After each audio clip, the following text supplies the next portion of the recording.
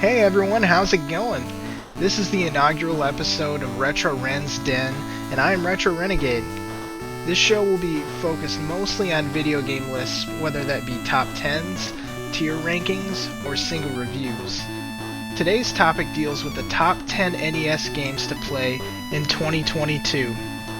Now this list is made for people who are more familiar with the classic NES library, so the main intent is to avoid the no-brainer games that everyone's already played, like Super Mario Bros. 3 or The Legend of Zelda.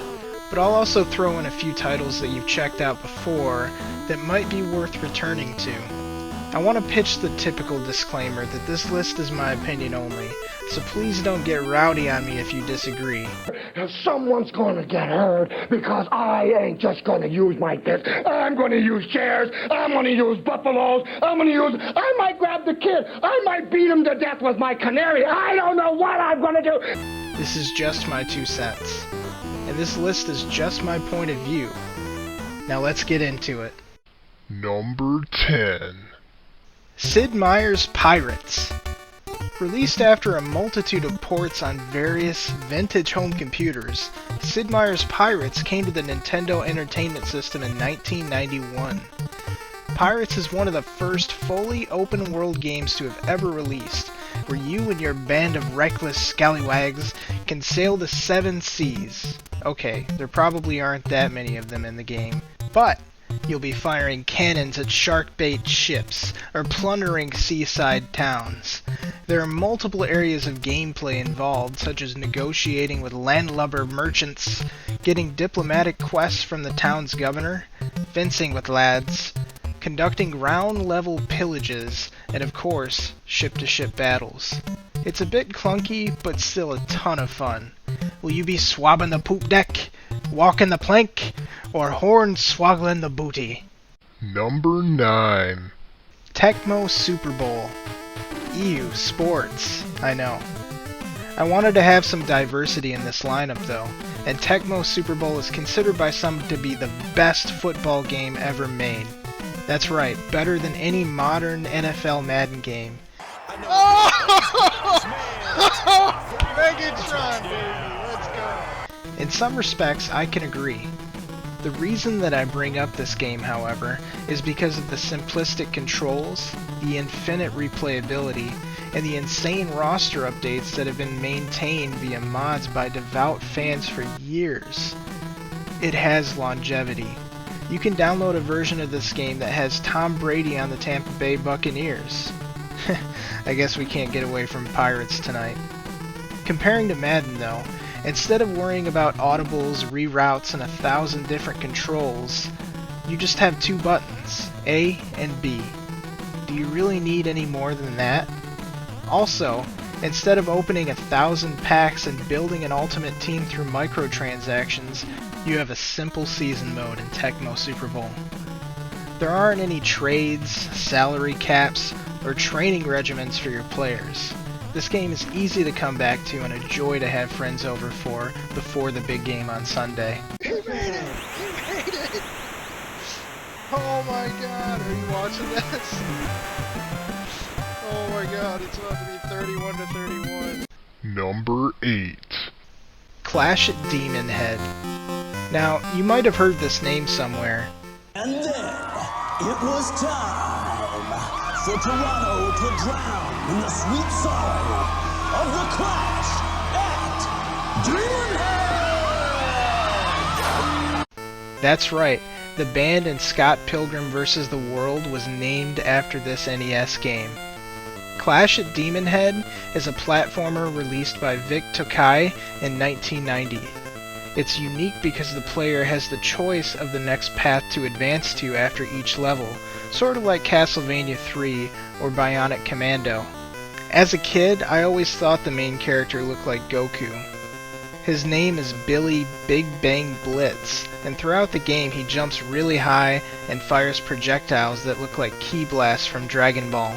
Is there some connection here? Feast your eyes on Super Vegeta's Big Bang Attack! Probably not. Billy can jump walls, upgrade his weapons and shops, and gain abilities throughout his journey such as healing and teleportation. Definitely check this one out if you get the chance. Number 7. Monster Party. What a weird game. You play as a kid named Mark who, on his way home from a baseball game, is sought out by an alien creature named Bert. What a weird name for an alien. Bert needs help vanquishing demonic creatures that are invading his realm, known as the Dark World.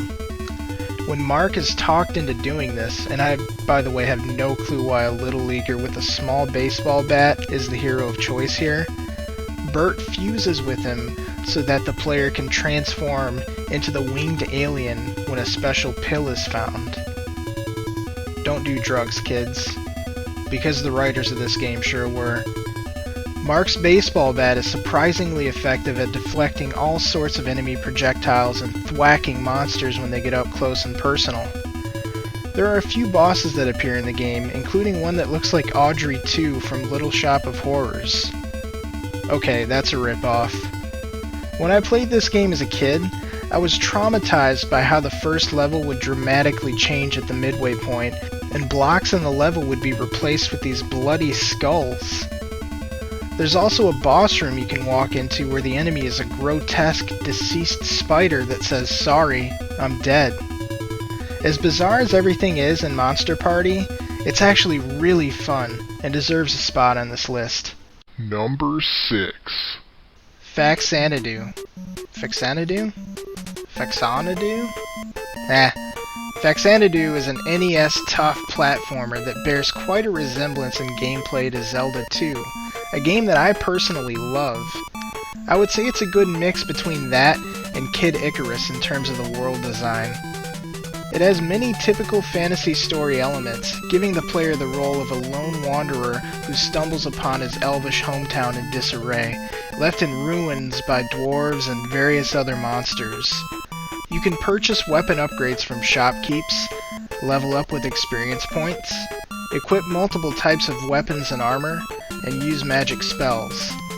If you're ever lost, be sure to talk to all the townspeople and they should lead you in the right direction. The graphics and soundtrack in this title are exemplary for the time, and as I mentioned a second ago, it takes a lot from other games of the era, including Metroid. It's well worth a look in 2022 if you want a classic-style platformer RPG. Number 5. The Adventures of Lolo. Puzzle games have their place on this countdown, and some of the best ones you can play on the original Nintendo are from the Adventures of Lolo series. Developed by HAL Laboratory in 1989, this was Lolo's first foray onto the CRT screen, even before he appeared as a mini-boss in Kirby's Adventure. In Lolo, the player is tasked with collecting hearts in each room to unlock a treasure chest that holds a gem. This will open up the door to the next room.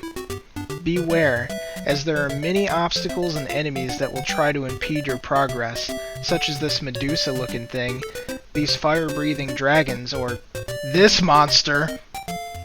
Fear not, as Lolo can get magic shots that turn these monsters into eggs and push them around the floor in order to advance to the next level. Some stages will have you thinking pretty hard on what to do next, and if there's one thing I have to complain about, it's the constant repeating music. It's the one track you've been hearing, but looped for the entire game. Other than that, if you want something that you can pick up and play for a few minutes or just relax to, this is the best option on the NES.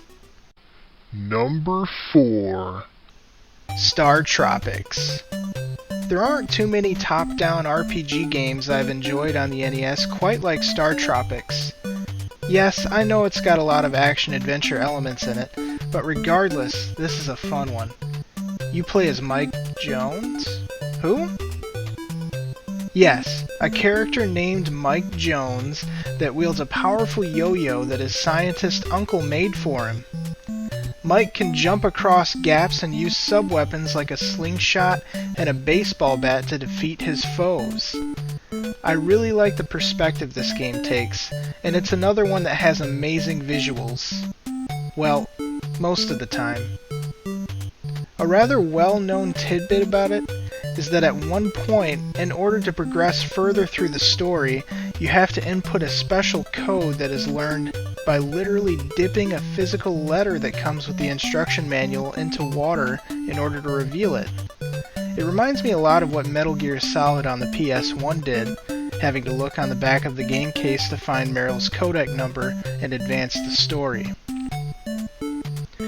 I think it's just one of the ways that the game showed that it was ahead of its time, and it had a great sequel called Zoda's Revenge, Star Tropics 2. Either one is certainly worth a shot. Number 3. Little Samson. This is one of the rarest titles on the NES, and I'm happy to say that I'm a proud owner of it. Now, it may have cost me an arm, a leg, my firstborn child, and several years in the video game retail industry, but gosh dang it, I have no regrets. Little Samson was published by Taito towards the end of the NES's lifespan in 1992, which is one of the contributing factors to its poor sales and thus low availability.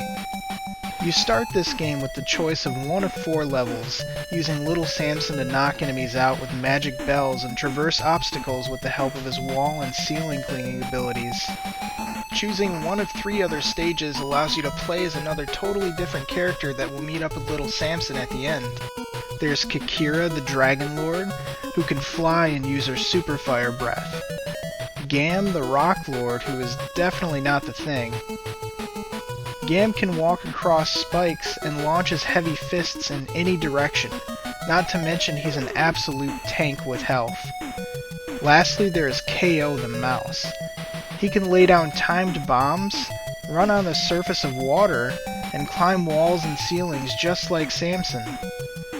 The biggest use KO has is getting through tight spaces. This is a certified hood classic in my book, and probably the only quote-unquote rare game to be actually good. Number 2. River City Ransom. Have you ever played Double Dragon? Take that game, give it an open world, simultaneous 2-player, RPG elements, and you have a masterpiece. River City Ransom is one of the premier beat-em-ups on the NES. It wasn't the first to do it, but I personally believe it was the first to perfect the craft. You play as Alex and Ryan of River City High School in the typical macho plot of taking down bad guys to rescue the protagonist's kidnapped girlfriend. There are several gangs roaming the various areas in the game, each based on cliché labels such as the frat guys and the jocks. Both playable characters have a healthy variety of moves and techniques to keep the fighting fresh, and of course there are lots of weapons you can use to spice those combos up. The aforementioned co-op multiplayer is the biggest draw, and the reason why this game made it so high up on the list. I promise you that this game is an absolute blast to play alongside a buddy. Number 1. Fire and Ice. It was so hard to choose between this game and Solomon's Key. In fact, Fire and Ice is a direct sequel to that game, but for whatever reason, it was renamed when it came to North America. Fire and Ice is an extremely addictive puzzle game where you control the wizard named Dana. Dana has the ability to create and destroy ice blocks, and his goal in each level is to put out all of the fires unleashed by the evil counterpart wizard named Druidle. Dana can kick blocks of ice and they'll slide across the ground until they fall off of an edge or hit a wall.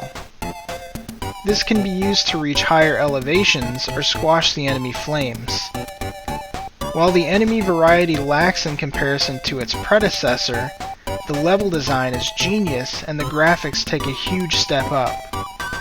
Fire and Ice is a game that anyone can get into, whether it's your little brother or your grandma. This one deserves all the love. Well, that just about does it for this top 10. Let me know what you think. Did you agree or disagree with any of my choices? Put it down in the comments below and shoot me your top 10 while you're at it. If you like this video, don't forget to take that like button, and if you want more of this kind of content, how about hitting that subscribe button? This has been Retro Ren.